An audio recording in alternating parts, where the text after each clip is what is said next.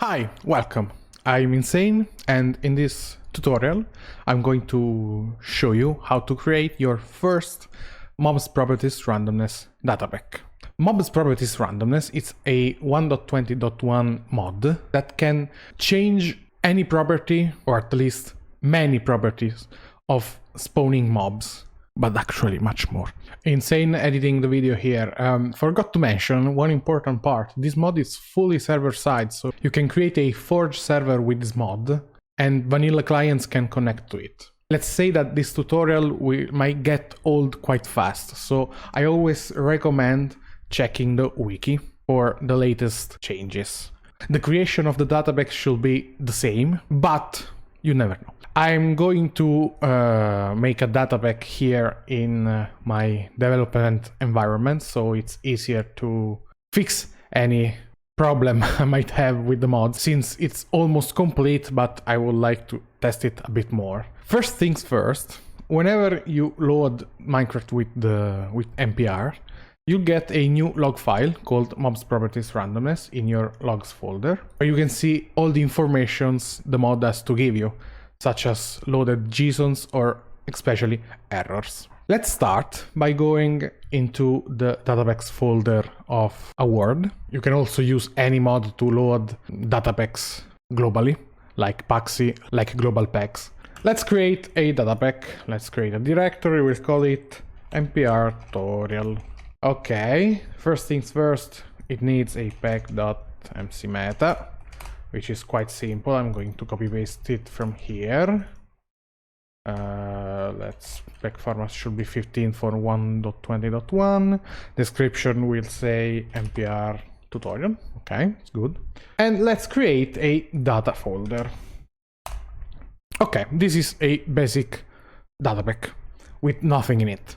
Now we're going to create a namespace, because every data pack needs a namespace. I'm just going to use MPR tutorial. This will be our namespace, like Minecraft is a namespace or any other mod as a namespace. Now in the namespace, where you usually put recipes, advancements, etc., we're going to create a new folder called Mobs Properties Randomness. And in here, for now, we're going to create a mobs folder. Now, we want to make so zombies get a speed boost on spawn, so they spawn with the speed effect, maybe. That's actually quite simple. Let's create a new file, a new JSON. Let's call it zombies.json. You can call it however you like. You can create subfolders in the mobs folder, as long as file names don't start with a dot and underscores. So this is an empty JSON object. This is an empty mob object. The mob object requires two things: a target, so the mobs we're going to target, and properties, the properties we're going to change. There's also conditions, but those will be for another video. Let's start with target. Okay, we want to target zombies, so we're just going to write Minecraft zombies. The properties we're going to write here will target all zombies. If we want to target all the types of zombies, we can use entity type tags, a data pack feature. In vanilla Minecraft, we have the zombies tag, which contains zombies, husks, zombie villagers, drowneds, etc. And now with the properties are stuff we're going to change about our zombies. In our case, we want to apply them a simple status effect, a simple speed effect. So we're just gonna write property, the type of property, in this case potion effect. You can find them here in the wiki. Potion effect. As you can see, we need an effect. We're just going to write effect, and we're going to go Minecraft speed. And we can also specify an amplifier, a duration, if duration should stack, but that's for other stuff. Ambient particles, hide particles if we don't want particles. Let's say we don't want particles. We want mobs to, we want zombies to have a speed effect that's not visible to the player. And that's it. This will make all zombies spawn with a speed effect. Let's try this out. As soon as we enter the word, the logs should show informations. In this case, that our zombies mob has been loaded.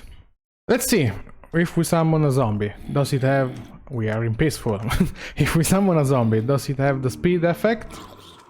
Doesn't seem like. Well, seems like the zombie tag wasn't added until 1.20.3. So, in this tutorial, we're going to target only normal zombies. If we want, we can create a new directory. We're going to call tags, entity types, zombies.json. Yes, and we can create our personal zombies entity type tag. There we go. We got our personal zombies tag, so we can just use npr tutorial zombies. There we go. Let's test again this out. Okay, moment of the truth. Let's go. We have our zombie with the speed effect. Yep, it's definitely faster. Okay, good. Now, let's try a few more properties. We can add potion effects, we can add attribute modifiers, we can set custom names in various different ways. Let's try a custom name. Why not? Custom name uses overrides, prefixes, or suffixes. Each one of those is optional. Let's call this mob John.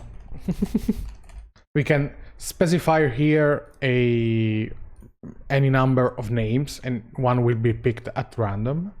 Or we can specify prefixes and suffixes. So, for example, we can use suffixes and we can call him John Zombie, John Snow, and John Mushroom. I don't know. Okay. Now we can just reload our data pack and we can try a new zombie again. We got John Mushroom. Well, we need spaces here. He's right. Forgot that. Because you can use dashes, for example. And we got John Zombie, John Mushroom, John Snow, another John Mushroom. What else can we give this zombie? Let's change its loot table. We can make loot table. We can change the loot table of the zombie. So how does loot table works? It has a list of loot tables with weights. So it's basically the chance to get picked. The higher the weight, the higher the chance to get picked. In this case, we have a skeleton loot table with the chance these loot tables don't exist actually. It's entities zombie and entities skeleton. Okay. This zombie will have 75% chance to get a skeleton loot table and 25% chance to get its normal loot table. Now, if we kill him, we get bones and arrows most of the time. Okay, yeah. Let's try with equipment. Equipment, it's another property which lets us change the mob's equipment. We can set the slot. So we're going to say we want the zombie head to have items, okay, to have either either a nylon helmet, let's remove this for now, or a bucket. Okay, we're just telling NPR to place on the head of the zombie either an iron helmet or a bucket. These two can be expanded with weights, so you can have different chances for each item. Let's try this out. Here we go. We got Jon Snow with a helmet and a baby Jon Snow with a bucket on its head. In this new version, you can actually use loot tables. You can specify a loot table and the game will generate an item from the specified loot table. In this case, let's go loot table. Let's say we wanna equip the head of the zombie with an item from the End City Treasure loot table. Okay, so the game is gonna pick one item from the loot table. It's gonna generate one item and it's gonna place it on the zombie head. If this works. Yes. Yes. Yeah, for some reasons there are beetroot seeds in the End City loot tables. But, yep, seems to work. Let's see if we can get an helmet. Yay, we got an helmet. Okay, cool. Here we can specify different functions. Right now the wiki is not yet ready, if I remember correctly. There's a function for drop chance to set the chance for the drop to happen. Now we're saying that the item in the head of the zombie should have a 50% chance to drop. Nope, I'm not sure this is correct. Yep, it's not a drop chance. Oh wait, it's... Oh, almost. It's set drop chance. Okay. Let's try again. Let's see. Okay, this time no errors. But we have an error in the code. Nice. Okay, fixing bugs on the go. That should have given an error because it's missing drop chance. Yeah. Okay. Let's see. It's drop chance is not chance. Okay. Thank you very much. Give me your emerald. Okay, cool. It works. Oh my god, I hate baby zombies. I hate them so much. Okay, this time it didn't drop, so seems like the 50% it's working. So this was the first video for NPR. I'm going to make a few more where I'll get you started on conditions, presets, events, and modifiable values. If you want to know more properties, more conditions, more stuff you can apply, you can check the wiki. The wiki is currently work in progress, but when this video is out, should be fully ready. See you in another video. Thanks for watching. Hopefully this was useful for you in any way, and see you next time. Bye.